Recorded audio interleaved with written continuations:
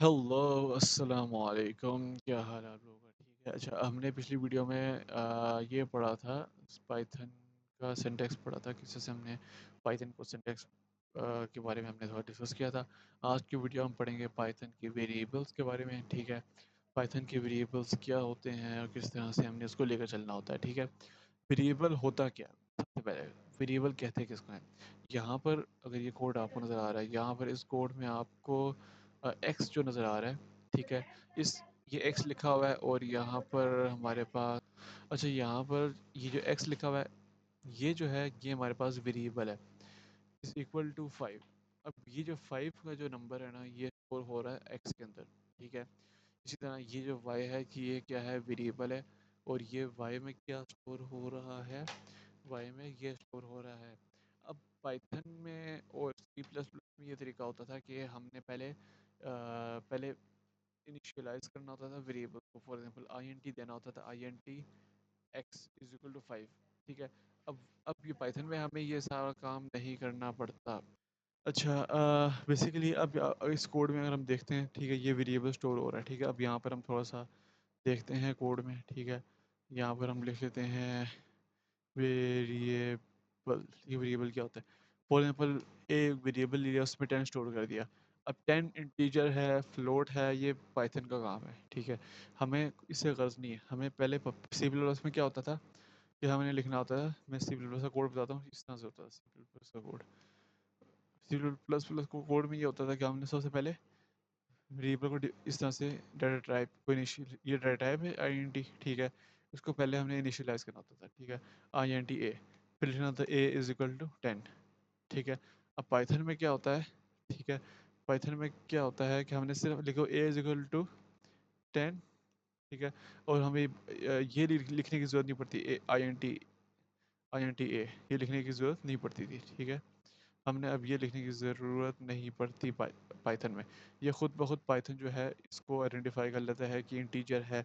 अगर फ्लोट होगा तो हमने 1 डाल देना। ये फ्लोट फ्लोट क्यों है? क्योंकि पॉइंटर है, पॉइंट्स की कोई भी वैल्यू होगी तो हम उसको फ्लोट कहेंगे। ठीक है, तो ये है कुछ सीन है। ठीक है, अब फॉर एग्जाम्पल थोड़ा सा मैं बता देता हूँ। ये मेरे पास है फ्लोट, रुको, FLOAT। फ्लोट का मतलब ये है पॉइंट्स वैल्यूज़ को हम कहते हैं फ्लोट। यहाँ पर हम दे देते हैं b is equal to, for example मैं 10 लिख देता हूँ तो ये इंटीजर है, तो इसको कहते हैं इंटीजर। ठीक है, इंटीजर वैल्यू जो होती है वो क्या होती है बेसिकली? इंटीजर होती है कोई भी number, any number, any number. ठीक है, उसमें पॉइंट्स ना आते हों। पॉइंट्स हो गया तो वो फ्लोट बन जाएगा। ठीक है, अब सी में हम फॉर एग्जांपल डाल देते हैं, for example A B C. ठीक है, ए बी सी या कुछ भी, hello world, H E W, hello W और एल डी, हेलो वर्ल्ड। ठीक है, अब ये क्या है? ये हमारे पास डाटा टाइप कौन सी है? स्ट्रिंग। ठीक है, एस टी आर है, ये स्ट्रिंग डाटा टाइप है। स्ट्रिंग डाटा टाइप, ये भी स्ट्रिंग डाटा टाइप है, इंटीजर भी डाटा टाइप है, फ्लोट भी डाटा टाइप है। तो स्ट्रिंग किसके लिए यूज़ होती है कि एनी एनी नंबर भी आ सकता है उसमें, पॉइंटर्स, पॉइंट फ्लोट वैल्यूज़ भी आ जाती हैं उसमें। ठीक है, फ्लोट फ्लोट वैल्यू का मतलब है कि हम कुछ भी लिख सकते हैं। ठीक है, कोई भी सेंटेंस में लिख सकते हैं, एटसेट्रा। ठीक है, ये तो हो गया, तीन हो गया। बूलियन, बूलियन किसे कहते हैं कि for example d, already code लिखा आ गया, is equal to d is equal to true. अगर मैं कंट्रोल स्पेस प्रेस करूँ, ठीक है, तो थोड़ा सा इसको नीचे करूँ तो ये देखो, ये ऊपर ऑलरेडी आपको ट्रू का ऑप्शन आ गया। ट्रू इस तरह से लिखते हैं। हालांकि अगर आप सी शार्प यूज़ कर रहे हैं तो सी शार्प का कोड मैं आपको थोड़ा सा दिखा देता हूँ।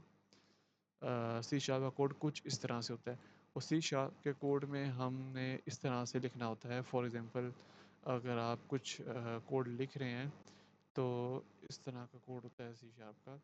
इसमें अगर हमने बूलियन यूज़ किया है तो सबसे पहले आपको पब्लिक डालना है। ये मैं बाद में बताऊँगा, पब्लिक पाइथन में हम यूज़ नहीं करते, सी प्लस प्लस में यूज़ करते हैं। पब्लिक पाइथन में वो चीज़ें बहुत ज़्यादा डिफरेंट है।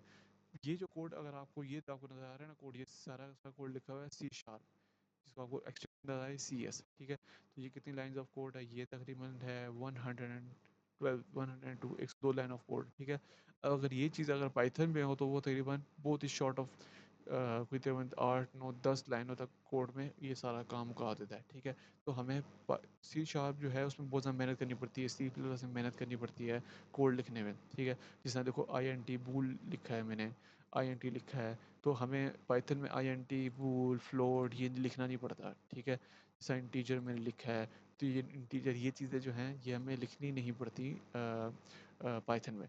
अब देखो यहाँ पर हमें नज़र आ रहा है इफ़ की कंडीशन डाली है, ये जो कोड है, ये लाइन ऑफ कोड, ये सी शार्प में इतनी लाइनों का है।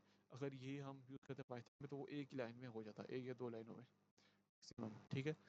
समझाने की कोशिश कर रहा हूँ कि बेसिकली होता ये है कि डी फॉर एग्जाम्पल अगर मैं बुलियन लिखना चाह रहा हूँ तो D is equal to true लिख दूंगा ना, टी डालता हूँ, T R U E true लिखता हूँ, ठीक है। कंट्रोल स्पेस प्रेस करता हूँ, कंट्रोल स्पेस प्रेस करना है तो क्या हमें ये ऑप्शन दे देगा कि ये टी जो है ना कैपिटल के साथ है, और मैं एंटर प्रेस कर देना तो ये आपका ठीक हो जाए, हमें बूलियन लिखने की ज़रूरत नहीं होगी, ठीक है। तो ये हमारे पास क्या है, बूलियन। बूलियन का मतलब है कि वो ट्रू है या फॉल्स है, ठीक है, ये बूलियन है। बाकी आगे चीज़ें हम बाद में बताऊँगा। अच्छा, ये स्टोर वैल्यू को स्टोर करवाना है, ठीक है। अब ये वेरिएबल है, ठीक है, ए वेरिएबल है, बी वेरिएबल है, सी वेरिएबल है, डी वेरिएबल है। ये जो 10.1 है, जो आपको नज़र आ रहा है 10.1, ये एक वैल्यू है जो कि कहाँ पर स्टोर हो रहा है, ए में स्टोर हो रहा है। जैसा 10 एक वैल्यू है वो बी में स्टोर हो रहा है, ठीक है।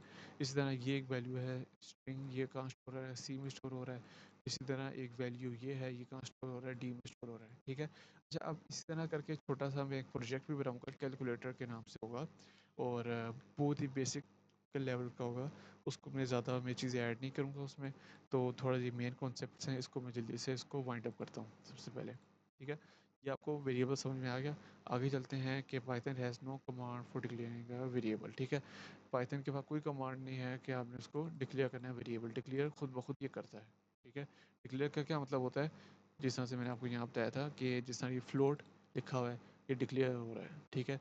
फ्लोट, पाइथन में पब्लिक फ्लोट ये लिखने की ज़रूरत है, पाइथन में आप सिर्फ फायर रेट और ये आप लिखोगे ना तो ये खुद खुद बता देगा यार ये फ्लोट वैल्यू, ये फ्लोट क्यों है, क्योंकि पॉइंटर है, ठीक है। अगर आपको ये पॉइंट नज़र आ रहा है तो उसका मतलब फ्लोट है, अगर इसमें पॉइंट नज़र नहीं आ रहा तो ये फ्लोट नहीं है। लेकिन ये बेसिकली गेम डेवलपमेंट के लिए कोड लिखा हुआ है, सी शार्प में इसमें मैं फ्लोट यूज़ करता हूँ, लेकिन फ्लोट हम यूज़ करते हैं जैसे फॉर एग्जांपल इसमें इसमें कोई पॉइंटर नहीं है तो हम इसमें क्या यूज़ करें, इंटीजर आई एन टी, इसकी शॉर्ट फॉर्म है। शॉर्ट फॉर्म का मतलब यही यूज़ होते हैं। फिर 1.5 फ्लोट है, यहाँ फ्लोट लिख दिया है, फॉल्स लिखा हुआ है, ट्रू फॉल्स है तो यहाँ बूल लिख दी है, ठीक है। इसी तरह हम करते हैं, तो पहले डिक्लेयर करते हैं चीज़ों को, फिर हम आगे इनिशियलाइज आगे लेकर चलते हैं। अब हम आगे चलते हैं पाइथन में, थोड़ा सा आगे जाता हूँ, हाँ ये चीज़, अच्छा ये तो हमने कर लिया था, प्रिंट करवा लिया था। आगे जाते हैं, अच्छा ये क्या कह रहा है, insert the missing part of code and code below to output, ठीक है। यहाँ पर भी क्या लिखता हूँ, P R I N T print, ठीक है, सबमिट आंसर। तो ये क्या कह रहा है, शो, सबमिट आंसर करता हूँ, देखना ट्रू या गलत है यार, ठीक है, सबमिट आंसर करेक्ट। ये आगे जाता हूँ नेक्स्ट। ये चीज़ आप भी कर सकते हैं, ठीक है। इंटीग्रेशन, अच्छा complete the code block, print yes if 5 is larger than yes, ये तो प्रिंट कैसे करना है, हमने सबसे पहले, ये क्या हो गया,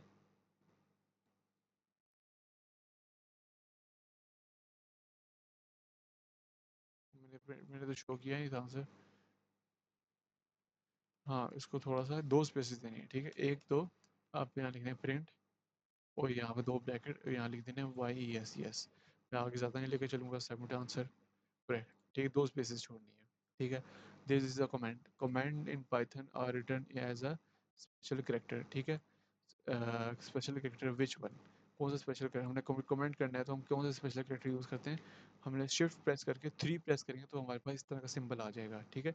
शिफ्ट प्रेस करके 3, शिफ्ट होल्ड मतलब शिफ्ट को छोड़ना नहीं है, शिफ्ट प्रेस करके 3 प्रेस करना है, वो जो स्टेरी का साइन आता है ये है, अगर मैं सबमिट करता हूँ तो ये करेक्ट है, ठीक है। हम आगे चलते हैं,